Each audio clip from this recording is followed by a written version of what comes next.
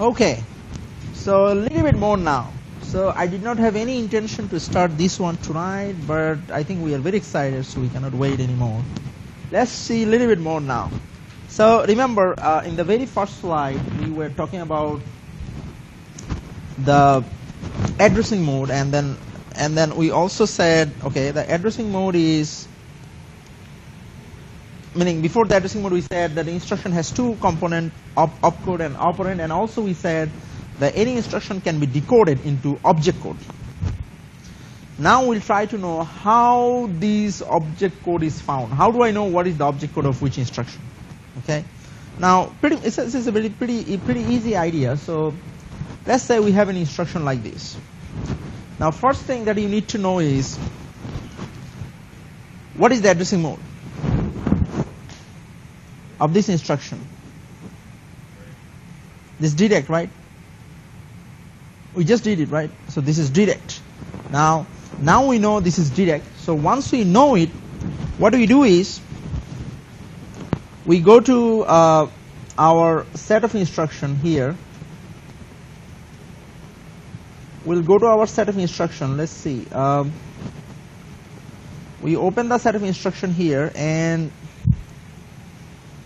let's check the set of instruction here and see whether we can find SUB. What was that? SUBD?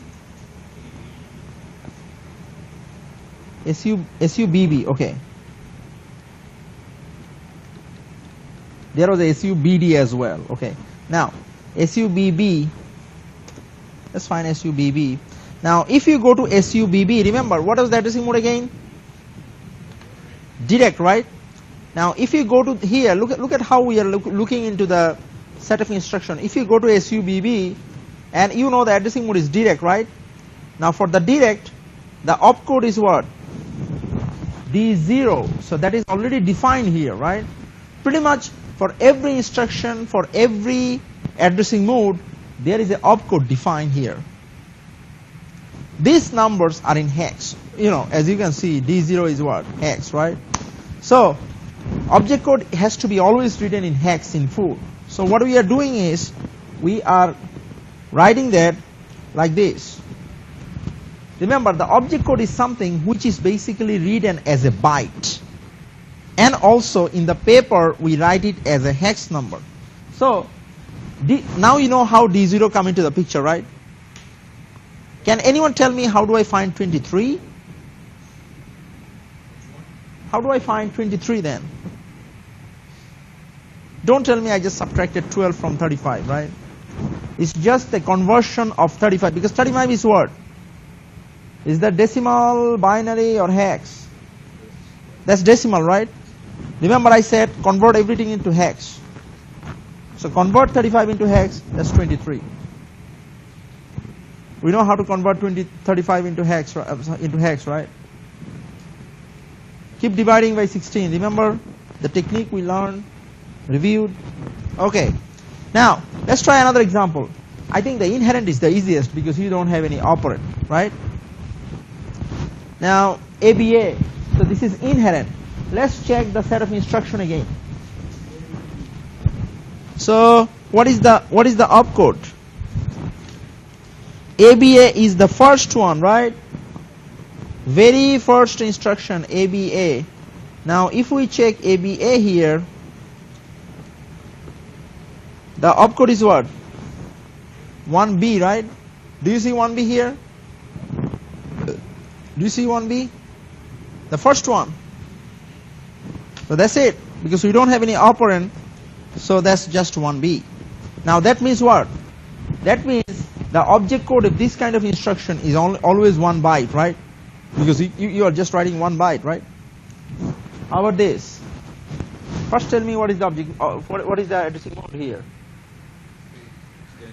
Remember, in case of extended, your opcode is always, you can always find the opcode from the set of instruction, right? I'm not looking opcode again because I know that now you know how to find the opcode. Now let's say the opcode is FD. But look at that operand, how we wrote the operand. Did you notice that we are writing the operand as 2 byte? Because remember, the extended always, in case of extended, the operand is always 2 byte, right? That's why we have to write it as a 2 byte. So to make it 2 byte, we just wrote 0A 2B, because you have to fill the blanks by zeros, but don't fill the right side by 0 because it will change the number. I'm saying 0A is still A, but A0 is something else, right? So make sure you put the 0 at the front. So now, and in pause, put some space, just to make sure, just to let us know that this is 3 byte, right? Because FD is the first byte. Because object code is just like, some bytes. These are instructions, but these are also stored as a byte. So FD is first byte, 0A is going to be the second byte, 2B is the third byte. Remember, in case of the extended, operand is 2 byte, right? Because we know that, right? Just from our previous discussion. How about this? So first we need to know what is the addressing mode, right? Of course extended, right? Now whenever we know this is extended, what do? We go to set of instruction, we first find the opcode. Can anyone tell me what is the opcode here? FF. So FF is the opcode. Oops. Then what I did? 256 is what here? Is it decimal, or it's not binary for sure, right? This is decimal here, right? Because there is no dollar sign. This is decimal. So what I did, I converted the decimal into hex. I always convert everything into hex, right? So when I converted, I found what? 100, and I fill the first position by 0 because as I said, I have to always write it as a byte. That's why I write 0100. Be careful, okay? How about this one? Of course, this is immediate, right? Can anyone find what is the opcode? Check what is the opcode. Everyone agrees? C3.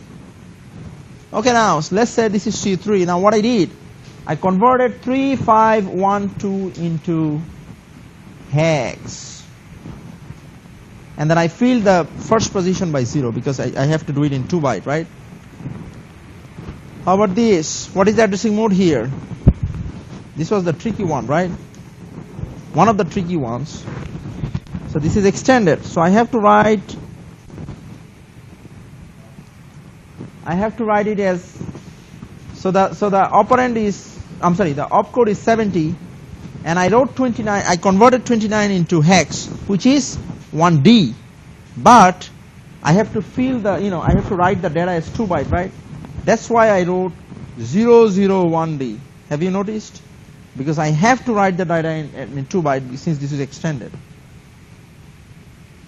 In case of extended, you always write the data in 2 byte.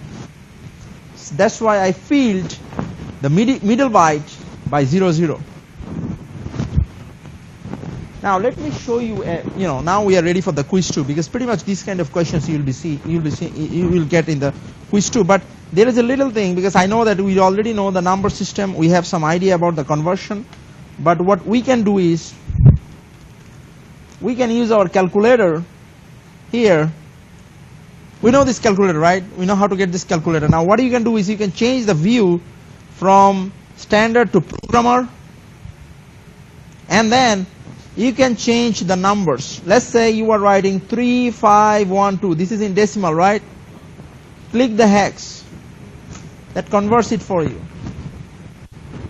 Or click, you can convert between binary, or you just click the, let me click the binary, but be careful, just click the binary here, okay? Let me click the binary. You see this is the binary of 3512.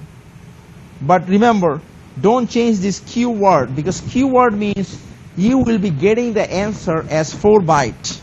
It might be longer, but if you select only byte, if your answer is more than 1 byte, it will cut off everything after 1 byte. Now for an example, in this answer, this is more than 1 byte, right? The answer in binary is more than 1 byte, right? Now if you change the selection from keyword to byte, you see it's cutting off the remaining portion, but the answer is not right now. So be careful, don't change it to byte. I'm saying even if it is longer, keep it to W word, because keyword means 4 byte. So you will get your answer all the way up to 4 byte. I'm assuming that you will not have anything which will be longer than 4 byte, at least for the object code questions. There is no reason of having those. We'll know it soon why.